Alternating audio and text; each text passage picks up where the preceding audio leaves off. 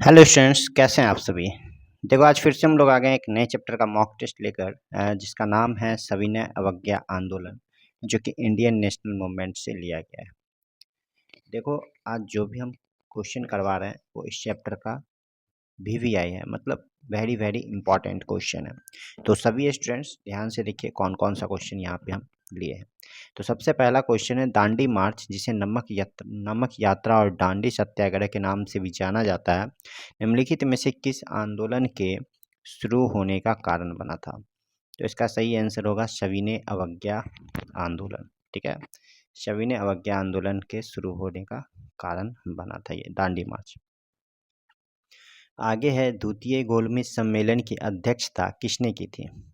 तो इसका सही आंसर होगा रामसे मैकडोनाल्ड। ठीक है, द्वितीय गोलमेज सम्मेलन की अध्यक्षता की थी रामसे मैकडोनाल्ड। आगे बढ़ेंगे, 1919 अधिनियम के तहत केंद्र में भारतीय विधान परिषद का स्थान किसने लिया था।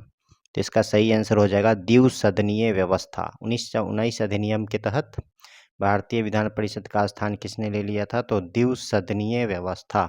आगे बढ़ेंगे, कह रहा है 6 अप्रैल 1930 को चंपारण में नमक सत्याग्रह का नेतृत्व किसने किया था।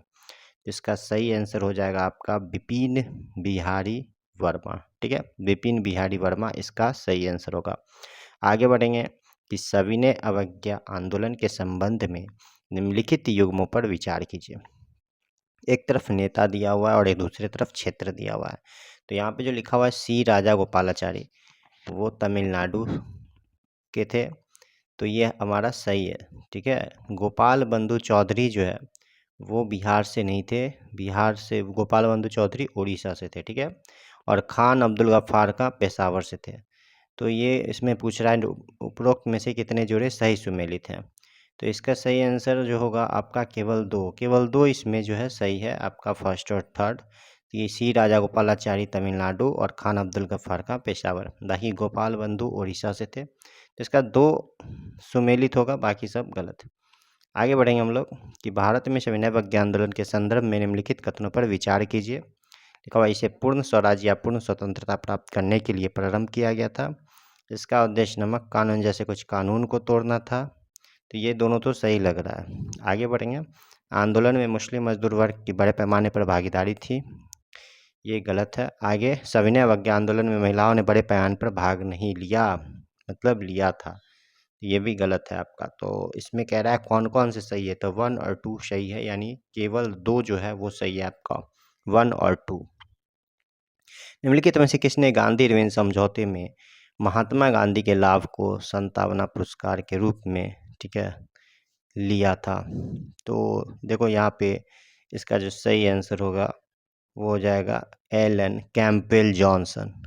तो गांधी इरविन समझौते में महात्मा गांधी के लाभ को संतावना पुरस्कार के रूप में कौन लेता है, एलन कैंपबेल जॉनसन, याद रखिएगा। भारत में ब्रिटिश साम्राज्य के खिलाफ सविनय अवज्ञा आंदोलन के संबंध में निम्नलिखित में से कौन से कथन सही हैं। तो लिखा हुआ है, औद्योगिक श्रमिक वर्ग ने पूरे देश में बहुत बड़ी संख्या में भाग लिया और भारतीय व्यापारियों और उद्योगपतियों ने इस आंदोलन का समर्थन किया जब ये पहली बार शुरू किए गए थे। तो इसका सही आंसर क्या हो जाएगा, उपयुक्त में से कोई नहीं, क्योंकि ये दोनों कथन गलत है, कोई सही नहीं है। सविनय अवज्ञा आंदोलन का मुख्य उद्देश्य क्या था, तो इसका जो सही आंसर होगा वो होगा ब्रिटिश शासन से पूर्ण स्वतंत्रता प्राप्त करना, यही इसका मुख्य उद्देश्य था। आगे बढ़ेंगे, सविनय अवज्ञा आंदोलन में भाग लेने वाली प्रथम महिला कौन थी, तो सरोजिनी नायडू थी। ठीक है, ये बात सभी को पता होगा कि सविनय अवज्ञा आंदोलन में सरोजिनी नायडू जो है प्रथम महिला थी जो इस आंदोलन में भाग ली थी। तो देखो, इस चैप्टर का जो भी इम्पोर्टेंट क्वेश्चन था वो आज हम कंप्लीट कर चुके हैं। फिर से हम लोग नेक्स्ट डे आएंगे एक नए चैप्टर के साथ। तब तक के लिए सभी स्टूडेंट्स अच्छे से पढ़ाई कीजिए। धन्यवाद।